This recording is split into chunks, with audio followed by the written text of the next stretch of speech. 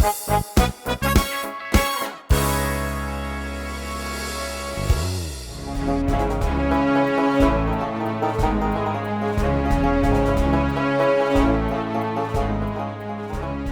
ጤና ይስጥልኝ ክብካብ ስርገው ነኝ በአሜሪካን ሀገር የኢሚግሬሽን የህግ ባለሙያ ይህ ክብካብ ፖድካስት ነው በዛሬው ክብካብ ፖድካስት ይዤላችሁ የቀረብኩት እንግዲህ አሜሪካን ሀገር አዲስ የኤምፕሎይመንት ኦቶራይዜሽን አፕሊኬሽን በተመለከተ ወይንም ደግሞ አሜሪካን ሀገር የሚደረግ የሥራ ፈቃድን በተመለከተ ድሮ ኤክስቴንሽን ነበረ አሁን ያ ኤክስቴንሽን ተነስቷል አፕላይ ሲደረግ ያለ ኤክስቴንሽን ማለት ነው እሱን በተመለከተ እንነጋገራለን በድጋሚ ክብካብ ፖድካስት ነው አብራችሁን ቆዩ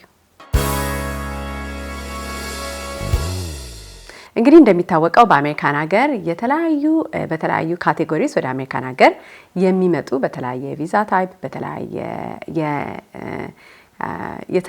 በተለያየ ስታተስ ማለት ነው ወደ አሜሪካን የሚመጡ ሰዎች ስራ ፈቃድ ይሰጣቸዋል ስራ ፈቃድ የሚሰጣቸው ግሪን ካርዳቸውን እየጠበቁ ሊሆን ይችላል ወይንም ደግሞ እዚህ ያሉት በስራ ፈቃድ ሊሆን ይችላል በተለያየ ሁኔታ እንግዲህ አሜሪካን ሀገር ከተለያየ የዓለማት ክፍል ወደ አሜሪካ ለሚመጡ ሰዎች በስራ ፈቃድ እየሰሩ የሚቆዩበትን ታክስ እየከፈሉ እነሱም ደግሞ ስራ እየሰሩ የሚቆዩበትን መንገድ አመቻችቶ ለዘመናት እንግዲህ የአፕሊኬሽን ፎር ኤምፕሎይመንት ኦቶራይዜሽን የሚባል ወይም ደግሞ የስራ ማመልከቻ ማለት ነው በማድረግ ሰዎች የስራ ፈቃዳቸውን በመያዝ ስራ ሲሰሩ ነው እንግዲህ አሜሪካን ሀገር የሚኖረው በዛ ሁኔታ ነው ለምሳሌ ሪፊውጂስ ሊሆኑ ይችላሉ አሳይሊስ ወይም ደግሞ አሜሪካን ሀገር ፔንዲንግ አሳይለም ያላቸው ሊሆኑ ይችላሉ ወይም ደግሞ ፔንዲንግ አድጀስትመንት ኦፍ ስታተስ ያለው ሰው እንዲሁም ደግሞ በተለያየ ካቴጎሪ ለምሳሌ ዲፖርቴሽን ፕሮሲዲንግ ላይ ያለ ቴምፖራሪ ፕሮቴክትድ ስታተስ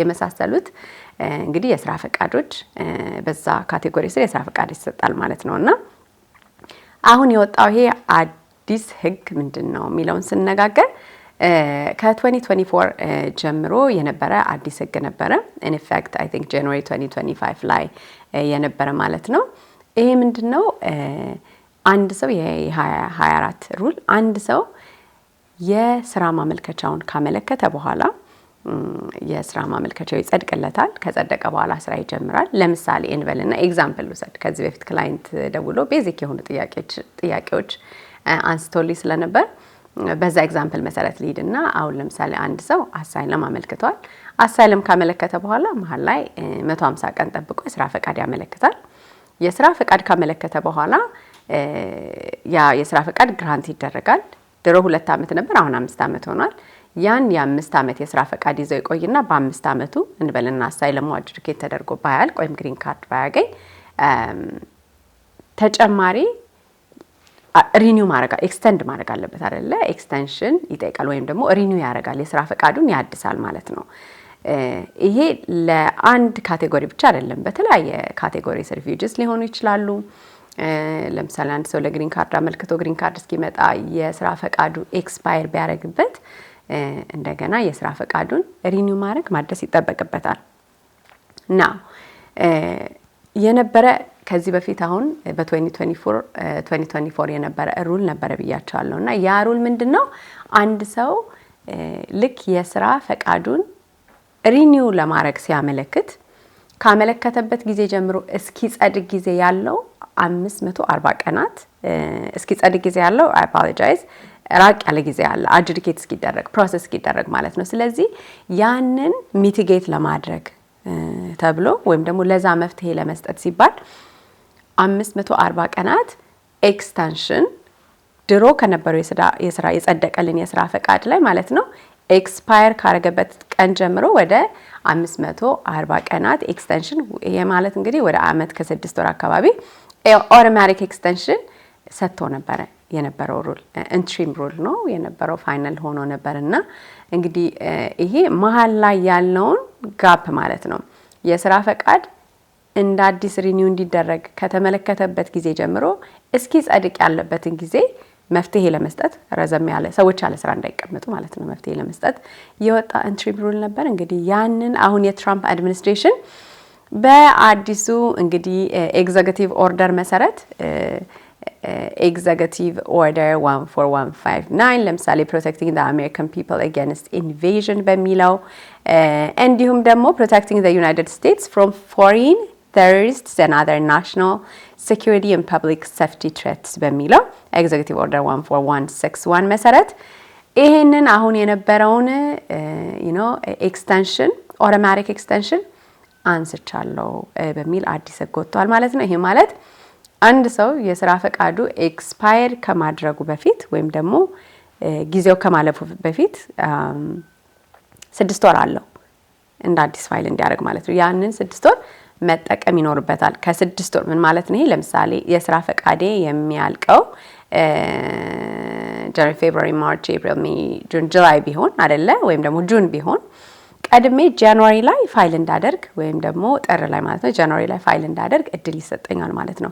ስለዚህ ከ6 ወር በፊት ኤክስፓየር ከማድረጉ ከ6 ወር በፊት ፋይል እንድታደርጉ እድል ስለሚሰጣችሁ ህጉ ስለሚፈቅድ ቀድማችሁ ፋይል ማድረግ ይኖርባችኋል ማለት ነውና ይሄንን የምናደርገው we're going America first, American people first, American citizens first በሚለው እንደገና ደግሞ the security interest of America first, national interest of America first በሚለው ለማንኛውም ሰው ዝም ብለን የስራ ፈቃዱን ኤክስቴንድ ከእንግዲህ አናደርግም። በደንብ አድርገን ያንን ሰው የስራ ፈቃዱን ከመስጠታችን በፊት ኤሊጂብል ነው ለስራ ፈቃዱ አይደለም፣ መጣራት ያለባቸው ነገሮች አሉ ስለዛ ሰው ወይስ የለም ኤክሰራ የሚለውን ነገር በደንብ አድርገን እናጣራለን። አሜሪካን ሀገር መኖርና መስራት እንግዲህ ስፔሲፊካሊ አይኮት አሜሪካን ሀገር መኖርና መስራት ፕሪቪሌጅ ነው እንጂ ራይት አይደለም፣ ወይም ደግሞ መብት አይደለም። እንደ ፕሪቪሌጅ አድርገን ነው የሰጠናችሁ፣ እንደ በጎ አድራጎት እንደ ጊፍት ነው የተሰጠው፣ እንደ ፕሪቪሌጅ ተደርጎ ነው እንጂ መብታችሁ ግን አይደለም በሚል እንግዲህ ይሄንን ኦቶማቲክ ኤክስቴንሽን 54 days ተነስቷል ማለት ነው። አመት ከ6 ወር የነበረው እንግዲህ አሁን ኤግዛምፕል ከዚህ በፊት ከተጠየቁት ጋር ጥያቄ ጋር ያይዤ አንድ ኤግዛምፕል ልስጥ። አንድ ሰው አሳይለም ሲያመለክት ነው የተጠየቁት ጥያቄ was a simple question። አንድ ሰው ለምሳሌ አሳይለም ሲያመለክት ስለዚህ የስራ ፈቃዱ ከእንግዲህ በኋላ ስራ ፈቃድ ማመልከት አይችልም ማለት ነው ወይም የስራ ፈቃድ ማመልከቱ ቀርቷል ማለት ነው የሚል ጥያቄ ተጠይቄያለሁ። ናው ከምንም የስራ ፈቃድ መቅረት ጋር የተያያዘ ነገር አይደለም። ይሄ እንግዲህ maybe it might look like a simple question, but it's a question from a client አይደለ? ከደንበኛ ጥያቄ ስለሆነ ጥያቄው ተገቢ ጥያቄ ነው። የስራ ፈቃድ ቀርቷል ማለት አይደለም። ከስራ ፈቃድ መቅረት ጋር የሚያገናኘው ምንም ነገር የለም። ነገር ግን ከስራ ፈቃድ መቅረት ጋር የሚገናኝ ነገር የለም። ነገር ግን አሁን እንዳልኩት ኤክስቴንሽን ፋይል ከመደር ሪኒዋል ወይም ደግሞ ለማደስ የስራ ፈቃዳችንን ፋይል ከማድረጋችን በፊት ግን 6 ወር ስላለን እሱን ደግመን ማሰብ መቻል አለብን ማለት ነው። ስለዚህ ከስራ ፈቃድ ጋር ፋይል ከማድረግ ጋር ካለማድረግ ጋር የስራ ፈቃድ ከመወሰድ ጋር ኤክሰራ እንደዚህ የሚያያዝ ነገር የለውም። ስናድስ ነው ጥያቄ የሚነሳው። ስናድስ ድሮ የነበረው ኦቶማቲክ ኤክስቴንሽን መሀል ላይ ሚቲጌት ለማድረግ የመጣው ኦቶማቲክ ኤክስቴንሽን አሁን ላይ ስለተነሳ ሁላችሁም ማድረግ ያለባችሁ የስራ ፈቃዳችሁ ኤክስፓየር ከማድረጉ ከ6 ወር በፊት ልክ 6 ወር ሲቀራችሁ ፋይል አድርጉ። ምክንያቱም በቀረባችሁ ቁጥር ማለት ነው ለምሳሌ 7 ወር 8 ወር ኤክሰራ 9 ወር እየተጠጋ የስራ ፈቃዳችሁ ኤክስፓየር የሚያደርግ ከሆነ ቶሎ ሪኒው ስለማይደረግ ፕሮሰሲንግ ታይም ደግሞ ስላለ ማለት ነው አይደለ? ቶሎ ሪኒው ስለማይደረግላችሁ ሪኒው ማይደረግላችሁ ከሆነ ናው ድሮ ሪኒው ባይደረግ ምንድነው ቻሌንጁ? there was no challenge ምክንያቱም automatically extend ስለሚያደርግላችሁ automatically ደግሞ extend ካደረገ የሰው የስራ ፈቃድ if it automatically extends ኤምፕሎየሩ ከስራ እንዲያባረራችሁ አይገደድም። ምክንያቱም still valid የሆነ extension አላችሁ to your already existing employment authorization ማለት ነው።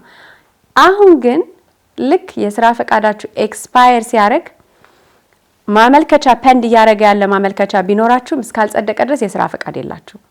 I hope I'm making myself clear። ስለዚህ ይሄ ምን ማለት ነው? ኤምፕሎየሩ ከስራ ገበታችሁ ላይ ለማገድ ይገደዳል ማለት ነው። ስለዚህ ይሄ በጣም ሲሪየስ ነገር ነው።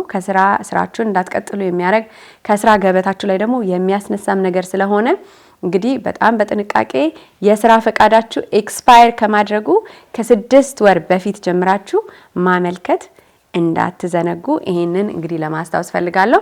እዚህ ጋር ግን ኤክሰፕሽን አለ። one exception TPS has been put as one of the exceptions እንደ ኤክሰፕሽን የተቀመጠው እንግዲህ temporary protected status ነው። temporary protected status እስከ December 12 2025 ድረስ ኤክስተንድ የተደረገ ፕሮቴክሽን ነው። አሁን ይሄ December 12 2025 ያልኩት ለኢትዮጵያ ነው። ለኢትዮጵያ designated country ኢትዮጵያ እስከ December 12 2025 ድረስ ኤክስቴንሽኑ ኢን ፕሌስ ነው። ከዛ በኋላ ዘ ጎይንግ ቱ ቢ ኤክስቴንድድ ኦር ናት እንግዲህ አብረን የምናየው ነገር ይሆናል ማለት ነው። ሌላ one of the factors verification የሚፈልገው is how about STEM OPT assume STEM OPT is also falls under one of the exceptions, but please don't act on any of this information that I'm providing. Okay, provide የማረጋችሁ መረጃ ላይ አክት እንድታረጉ ሳይሆን ከማረጋችሁ በፊት አተርኒያችሁን ማማከር መቻል አለባችሁ። ይሄ እንደ ሊጋል አድቫይስ አይደለም፣ እንደ መረጃ እንደ ሊጋል ኤጁኬሽን ቁጠሩት። ኦኬ I'm giving you legal education, I'm educating the community እናንተን ያው መረጃ ለመስጠት ነው። ይሄንን ኢንፎርማቲቭ የሆነ ነገር ነውና ይሄንን ማይንድፉል እንድትሆኑ ፈልጋለሁ። ምክንያቱም አንዳንድ ሰዎች on a case by case basis ሲቹዌሽናችሁ ምን ይመስላል የሚለውን አንድ ሰው ጠበቃው በትክክል አይቶለት ነው አድቫይስ ሊሰጠው የሚችለውና በዚህ አድቫይስ ላይ አክት እንድታረጉ ሳይሆን መረጃ ግን እንዲሆናችሁ ከዛ በኋላ ደግሞ ምንም አይነት ውሳኔ ከማረጋችሁ በፊት ጠበቆቻችሁን ኮንሰልት እንድታረጉ ነው ማለት ነው። ኦኬ ስለዚህ ይሄ ነው መሰረታዊ እንግዲህ ዛሬ ይዤላችሁ የመጣሁት መረጃ። ምናልባት ተጨማሪ ጥያቄ ይሄንን በተመለከተ ያላችሁ ከሆነ ኮሜንት ሴክሽን ላይ ታስቀምጡልን አላችሁ ማለት ነው። ከዚህ ጋር በተያያዘ ማንኛውም ሰው ኮምፕሊኬትድ የሆነ ሲቹዌሽን ያለው ኬዛችሁን ማጋራት የምትፈልጉ እዚህ ፖድካስት ላይ መቅረብ የምትፈልጉ ታሪካችሁን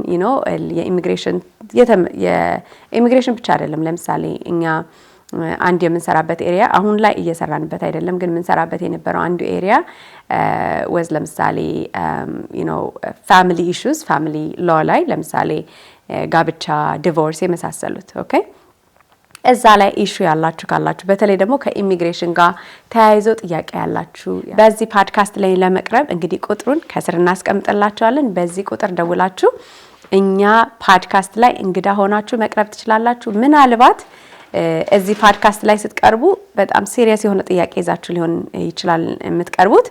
ያንን ጥያቄያችሁን ደግሞ ላይሰንስድ የሆኑ አተርኒስ አምጥተን እዚህ ፖድካስታችን ላይ ጥያቄያችሁ እንዲመለስ የምናደርግበትንም ሁኔታ እናመቻቻለን። ስለዚህ በዚህ ቁጥር ደውሉልን።